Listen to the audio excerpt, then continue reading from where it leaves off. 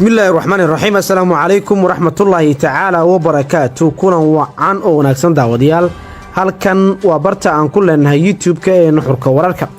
qodobada barnaamijkan aad kugu soo gudbin doonno aad ku daawan doontaan waxaa ka mid noqonaya akhbaar degdeg ah oo hadda soo dhacaysa ayaa tilmaamaysa isla markaana sheegaysa in filla Soomaaliya ay qorsheynayso in ciidamo aad u xooggan oo ka socda Turkiga ay soo galayaan Soomaaliya kuwa oo la geenayo xuduudaha dalkaynu uu la wadaago Ethiopia. Somaliland arrin in muddo ah laga sugayay ayay ogolaatay waxaana tani u muuqataa mid markaasi jabinaysa xiisadii halka ka taagneed. Mataliyaha madaxweyne Xasan Sheekh Maxamuud afka ayuu furtay waxa kale barnaamijkeedu kugu soo gudbin doona eeda dul hooganaysa ciidamada Ethiopia ee Soomaaliya jooga iyo war uu soo saaray Fahad Yaasiin Xaaji Daahir. soo dhawaada daawadayaal qodobadaas ayaan isdul istaagi doonaa oo aynu faafayn doonaa haddii eeba uu raali ka noqdo. balse daawade haddii aad nagu cusub tahay nagu soo bir ka mid noqo daawadayaasha iyo saaxiibada nagu xiran aynu ku bilowno. la taliyaha amniga qaranka ee madaxweyne Xasan Sheekh Maxamuud ayaa faafahin ka bixiyay ciidamada Turkiga ay u soo diraysa Soomaaliya isagoo sheegay inay daba socoto heshiiskii difaac ee dhawaan ay wada gaareen labada dawladood. Xuseen ayaa sheegay in ciidamada Turkiga ee Muqdisho imaanaya ay door weyn ka qaadanayaan dhismaha ciidanka Soomaaliya gaar ahaan kuwa hadda sida ay horay u heshiiyeen dhinacyada. waxa uu sheegay inta labadan looga gol leeyahay in la amba qaado heshiiskii military ee dhawaan ay gaareen dawladaha Turkiga iyo Soomaaliya sida uu sheegay laanta af Soomaaliga ee VOA-da. waxa uu sheegay in heshiiska uu meel mariyay baarlamaanka la dhaqan gelinayo taana ay tahay midda hadda taagan. ciidamada imaanaya waa ciidamadii badda oo noo dhisi lahaa oo heshiiskii dhaqaale ee kala siixanay fulinteeda ayay qayb ka tahay arrinkan uu yiri Xuseen Macallin oo waraysi bixiyay. wuxuu intaa ku sii daray qaabka ay u howlgeli doonaan sida ay u howlgeli doonaan iyo goobta ay ka howlgeli doonaan waa wax aan wali laga gudagelin laakiin heshiiska la bilaabo oo la hirgeliyo si hawsha dhaqaale iyo military ay isku mar u bilowdaan ayuu yiri. ciidankan oo la sheegay in ay militariga ka imaan lahaayeen ayuu madaxweynaha Turkiga u jeediyay in loo daabulo si ay u caawiyaan maraakiibta sahanka shidaalka ka sameynaya Soomaaliya. inkasta oo bilowgii sanadkan heshiis weyn oo difaac iyo dhaqaale ay wada sixireen Soomaaliya iyo Turkiga ayaa haddana dhawaan waxay dawladda federaalka ee Soomaaliya heshiis baaris shidaal ah la gashay dawladda Turkiga. heshiiskan ayaa dhigaya in Turkigu uu shidaal ka baari doono 3 aag oo ku taala gudaha Soomaaliya biyaha sida ay sheegeen ama u sheegeen wakaalada wararka ee Anadolu. heshiiskan ayaa waxa uu xuquuq qaas ah siinaya Turkiga inay markaasi baarto oo shidaalka iyo gaaska dabiiciga ka baarto kadibna ka soo saarto 3 aag oo kiiba yahay 5,000 oo kilomitir oo isku wareeg ah sida uu sheegay wasiirka tamarta iyo macdanta ee dalka Turkiga oo markaasi lagu magacaabo Bayraktar. labada ka mid ah aagaasi waxa ay 50 kilomitir loo ogol yahay badda halka mid ka mid ah uu gudaha badda loo ogol yahay 100 kilomitir. si kastaba Turkiga ayaa sida uu qorshuhu yahay biyaha Soomaaliya soo galaya bisha September ee sanadkan wuxuuna sameyn doonaa saaminta shidaalka goobihii lagu heshiiyay inay shaqada ka socdaan oo laga amba qaado. aaga shidaalka laga baaraya ayaa kala ah dhowr degmo sida degmada Ceeldheer, degmada Xardheere iyo degmada Hobyo oo ka kala tirsan gobolada Mudug iyo Galgaduud hoos tagana maamulka Galmudug. madaxweyne Xasan Sheekh Maxamuud ayaa doonaya arrintan inuu hirgeliyo.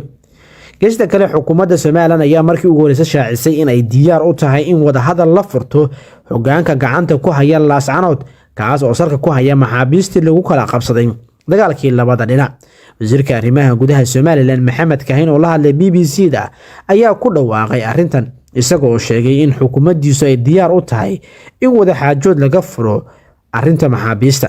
Soomaaliland maxaabiista meel fiican ayay ka taagan tahay markastana waxay diyaar u tahay si nabadgelyo ah oo aan shuruud lahayn in arrinta maxaabiista dhinacyada uga wada hadli karayaan. sidoo kale waxa uu xusay in wada hadalka dhinacyada ay wax ka bilaaban yihiin laakiin ay wali qabyo badani ku jirto sida daraadeedna aan la sheegi karin waqtiga rasmiga ee xal laga gaarayo arrimaha maxaabiista oo muddo ku kala xiran Hargeysa iyo Laascanood. Somaliland iyo SSC Khaatuma ayaa maxaabiis ku kala qabsaday dagaalkii Laascaanood ilaa iyo haddana ma jiro wada hadal rasmi ah oo lagu kala wareegayo maxaabiistan marka laga yimaado dagaalada hoose oo ay wado Somaliland.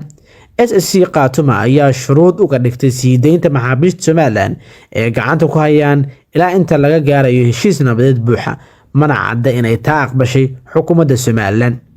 Somaliland ayaa dhankeeda dhowr jeer SSC Khaatuma ku aadeysay in ay si arxan darra ula dhaqantay maxaabiista gacanta ku hayaan, halka taa beddelkeeda SSC Khaatuma sheegtay in maxaabiista si wanaagsan loo dhaqmo iyada oo u ogolaatay inay booqato hay'adda ICRC. Talabadan ayaa waxay tahay mid in muddo ah la sugayay, balse hadda u muuqata in ay banaanka timid oo la ogolaaday.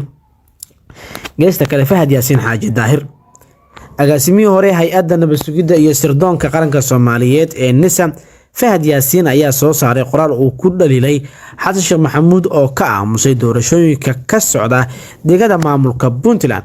Waxa uu ku kacay doorashooyinka golaha deegaanka, isla markaana uu ku tilmaamay mid markaasi lagu jaangooyay in markaasi ay cirka isku sii shareerto, isla markaana dood badan arrintan ay ka dhalato.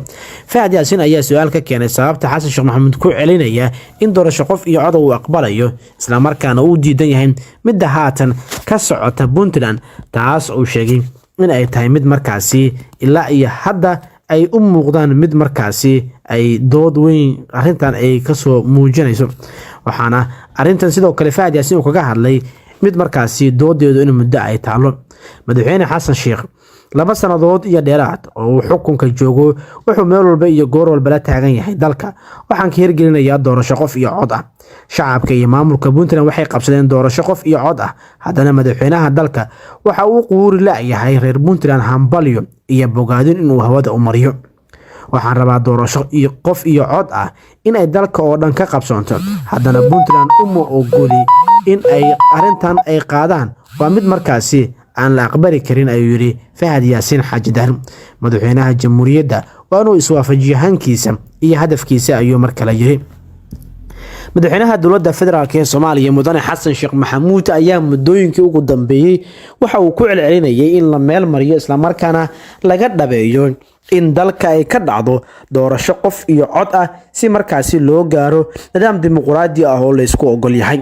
madaxweynaha jamhuuriyadda mudane xasan sheekh maxamuud ayaa arintan si ay u meel marto waxa uu cadaadis xoogan ku saaray xildhibaanada baarlamaanka dowladda federaalk ee Soomaaliya taas oo xitaa sabab u noqotay in wax ka bedel lagu sameeyo cutubyo ka tirsan dastuurka meel gaarka ee Soomaaliya. daawade halkan waa barta aan ku leenahay YouTube-ka ee nuxurka wararka. haddii aad nagu cusub tahay nagu soo biro ka mid noqo daawadayaasha iyo saaxiibada nagu xiran like-tu waa inoo muhiim ah hilmaamin. amaana Allah.